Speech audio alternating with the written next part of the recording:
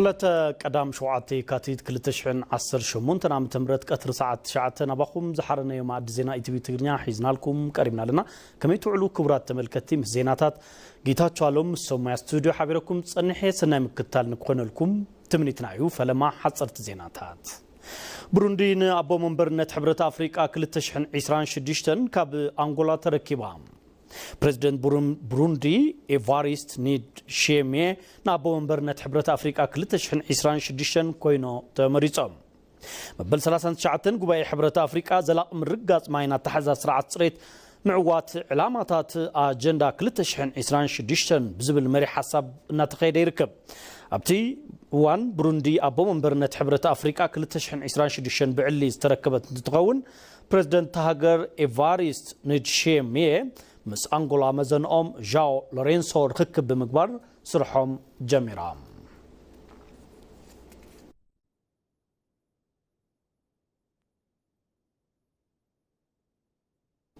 ኢትዮጵያ ኩሉ መዳያዊ ምትእስሳር አፍሪቃ ብዝበለጸ ንምጥንኻር ብቆራጽነትና ሰርሐት ከም ትርከብ ቀዳማይ ሚኒስትር አብይ አሕመድ ገሊጾም ቀዳማይ ሚኒስትር አብይ አሕመድ አመበል 39 ስሩዕ ጉባኤ መራሕቲ ሕብረት አፍሪቃ ብዘመሓላለፍዎ መልእኽቲ ኣብ አፍሪቃ ዘላቕ ልምዓትን ዕቤትን ምርግጋጽ ተሓባቢርካ ምስራሕ ከም ዝግባእ ተዛሪቦም ኣብዚ ሕዚ እዋን ሃገራት አፍሪቃ ዝዕግብ ዕቤትና መዝገባ ከም ዝርከባ ዝሓበሩቶም ቀዳማይ ሚኒስትር ዝተጀመረ ዕቤት ብዝበለጸ ንምጥንኻር ብትኹረት ምስራሕ ከም ዘድሊ ሓቢሮም ናይታ ሃገር ዓብይ ሃፍቲ ተፈጥሮአዊ ጸጋ ጥራይ ዘይኮነስ ድልዱላት ትካላት ናይ ምህናጽ ምህዞታት ምዕባይን ዘላቕ ልምዓት ናይ ምዕባይ ዓቕሚ ምዃኑ ተሓሳሲቦም ኣብ ልምዓት ማይ ኢነርጂ ውሕስነት ምግቢ ከምኡን ልምዓት ኢንዱስትሪ ዝረአ ዘሎ ምዕባለታት ኣጉሊሁ ዓብይ ግድብ ሕዳሴ ኢትዮጵያ ምህርቲ ስርናይ ዓርሰ ምኻል ንምዕዋት ዝግበር ጻዕሪ ከምኡን ምስፍሕፋሕ ኢንዱስትሪ ኢንቨስትመንት ንኣፍሪቃዊ መፍትሕታት ሓበራዊ ብልጽግና መርኣያ ገይሮም ሓቢሮም ጥንኩር ጉዕዞ ዕቤት ተሃጉር ኢትዮጵያ 10.2 ሚእታዊ ዕቤት ክትህልዋ ትጽቢት ዝግበረላ ከምኡን ናይ ስነ ህዝቢ ብመናእሰይ ብልጫ ተሃጉር ንምጥቃም ኣብ መንእሰያት ጥዕናን ትምህርትን ወፍሪ ምግባር ኣገዳሲ ምዃኑ ቀዳማይ ሚኒስትር አብይ አሕመድ ገሊጾም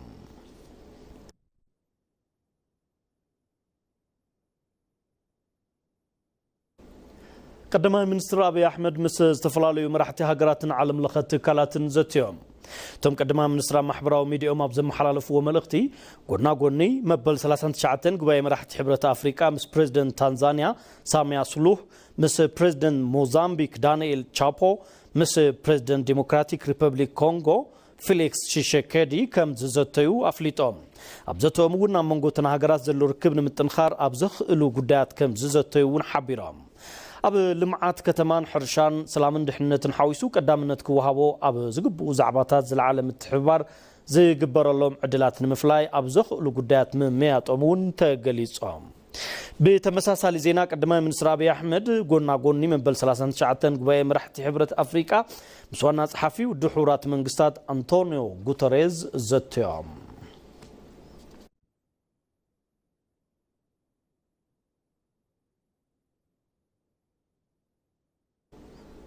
أبو منبر كوميشن حبرة أفريقيا محمود علي يوسف مرها قبرتات وحدة متحبارن كتناخروا على وميلهم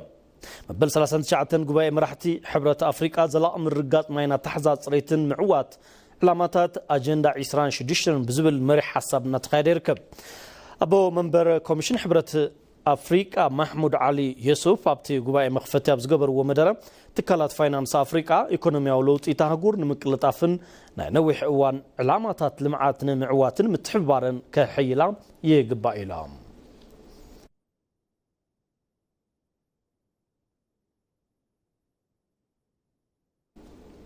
زي كلتشحن عسران شدشتن مبر 10 ኣይኮነን ኣፍሪቃ ባይቶ ጾታ ቋሚ መቐመጢ ክህልዋ ይግባእ ክብሉ ዋና ጸሓፊ ውድብ ሕቡራት መንግስታት አንቶኒዮ ጉተሬዝ ተዛሪቦም ዋና ጸሓፊ ውድብ ሕቡራት መንግስታት አንቶኒዮ ጉተሬዝ ኣብ መበል 39 ጉባኤ መራሕቲ ሕብረት ኣፍሪቃ ብዘስምዕዎ መደረም ኣፍሪቃ ኣብ ውድብ ሕቡራት መንግስታት ኣብ ኩሎም ምንቅስቓሳት ቅድሚት ተሰላፊት ከም ትኸውን ገሊጾም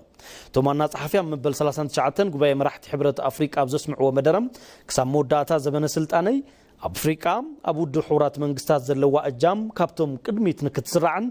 ኣብ መንጎ ክልተን ትካላት ዘሎ ምሕዝነት እውን ካብ ዝኾነ እዋን ንላዕሊ ንክብርትዕን ንምስራሕ ቃል ኣትሎም ሕብረት አፍሪካ ባዕዳዊ መግዛእቲ ብሓባር ካብ ምቅላስ ጀሚሩ ንጸገማት አፍሪካዊ መፍትሒ ብዝብል ቴማ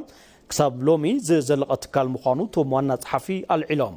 ይኹን እምበር ኣብ ሱዳን ዲሞክራቲክ ኮንጎን ኣብ ገለ ሃገራት አፍሪካን ዝረአ ዘይምርግጋእ ንምፍታሕ እቲ ሕብረት ብትኩረት ንክሰርሕ ኣተሓሳሲቦም ጸቕጢ ለውጢ ከባቢ ኣየር ንምጽዋር ሃገራት ኣማራጽታት ተሓዳሲ ሓይሊ ንኽጥቀማ እቲ ሕብረት ክተባባዕ ከም ዘለዎ ጠቒሶም እዚ 2026 እምበር 1946 ኣይኮነን ብምዃኑ ድማ አፍሪካ ባይቶ ጸጥታው ድሑራት መንግስታት ቋሚ መቐመጢ ክህልዋ ይግባእ ክብሉ አንቶኒዮ ጉተሬዝ መደርኦም ዛዚሞም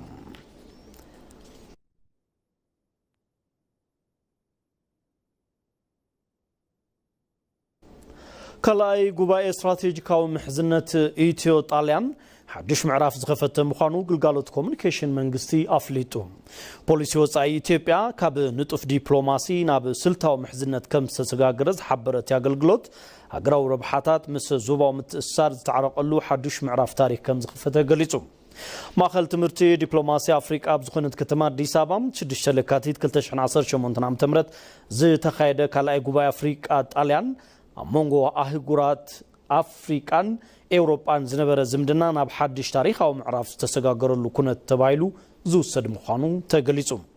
እዚ ጉባኤ ካብ ጣልያን ወጻኢ ንፈለማ ግዜ ኣብ አፍሪካ ብፍላይ ድማ ኣብ ኢትዮጵያ ዝካየድ ሮም ንአፍሪካ ዝሃበቶ ስትራቴጂካዊ ክብደትን ግደ ኢትዮጵያን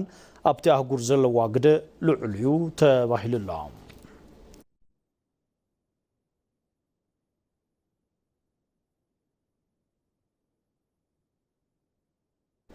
مكتتال مع دزينا يتبي تقرنيا خم تركبوا كبرات تختاتل تمرسكم مسلا تكتاتلون أنا مسكنكم حزون مسانا صنحوا بزرزرنا بزحرنا يوزينا كن قيد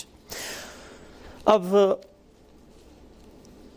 مبل 39 قبائي حبرة أفريقيا زلاقي مرققات ماينا تحظى سرعة ريت معوات علامات أجندة 20 بزبل مريح حسب نتخيل يركب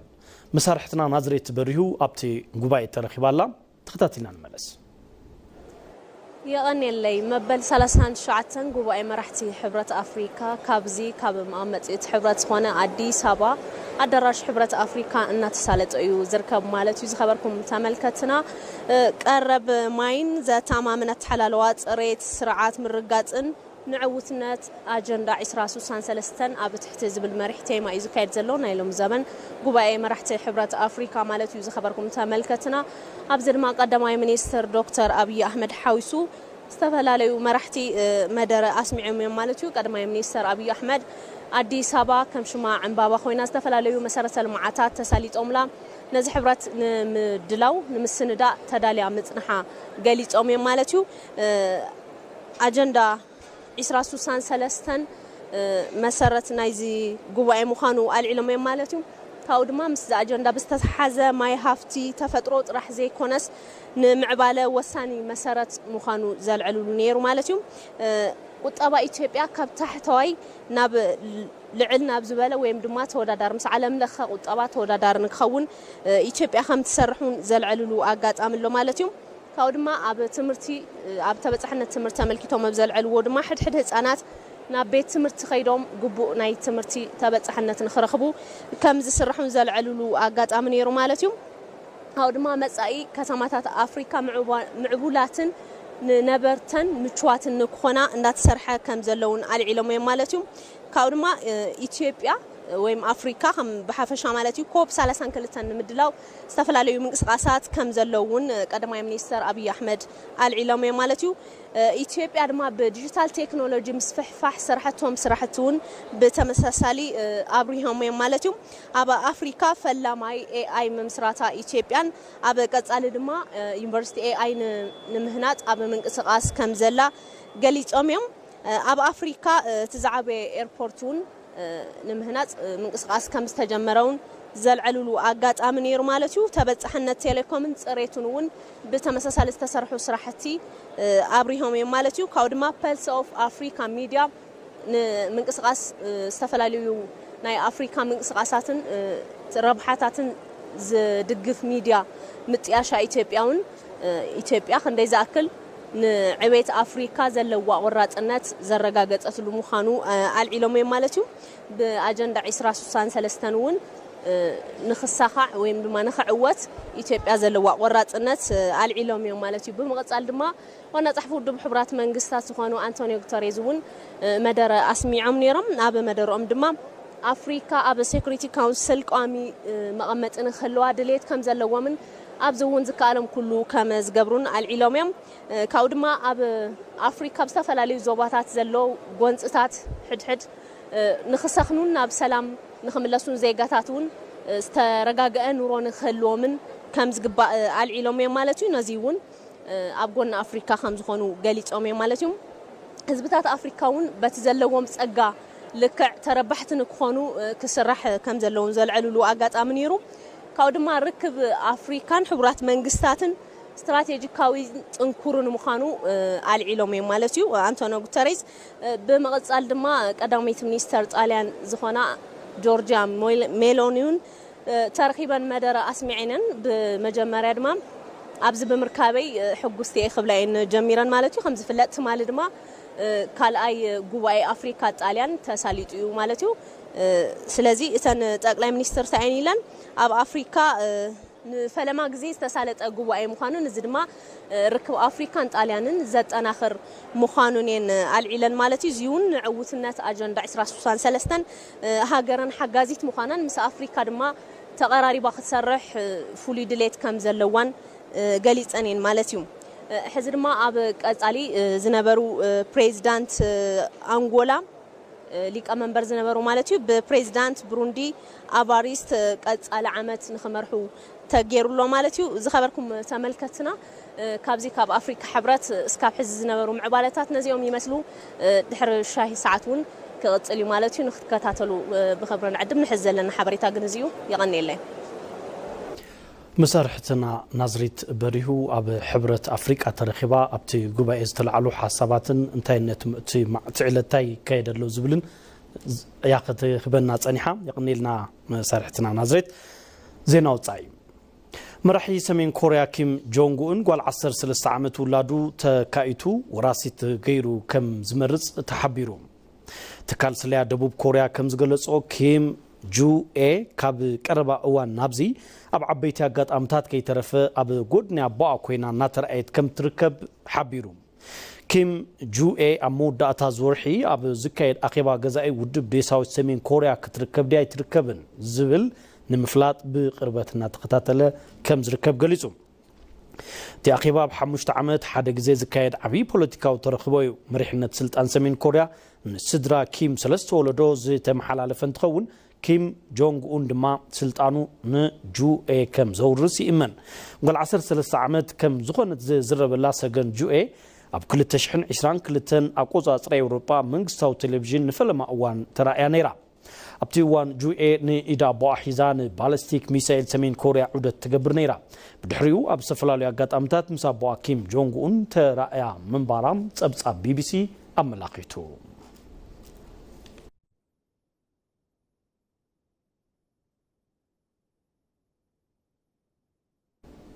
كبرات تملكتي زينا ومسنادونا قدمي مزامنا قندغنت بتاتنا كنزخاخركم ኢትዮጵያ ኩሉ መዳው ምትሳር አፍሪካ ብዝበለጸን ምጥንኻር ብቆራጽነትና ሰርሐት ከም ትርከብ ቀዳማይ ሚኒስትር አብይ አህመድ ገሊጾም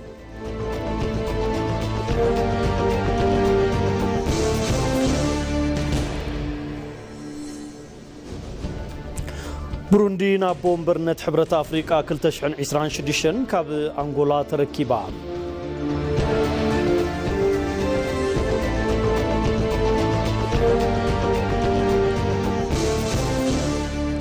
مرحي سمين كوريا كيم جونغ اون قال 13 عامت ولادو تكايتو ويدما وراسيتو غيرو كم زمرص تحبيرو نلومي قدام شوعات يكاتيت 2018 عام تمرت قطر ساعه 9 نباخم زحرنا يوم عد زينا اي تي في تغنيا زي كتكتاتلو صنحكم مسل نيرو اسلام كتالكم نمسجن جيتاچوالو بسم الله سوما استوديو حبيركم نيرا ببزلخمو مسترفكم بلادنا سنه غزن كونلكم تمنيتنايو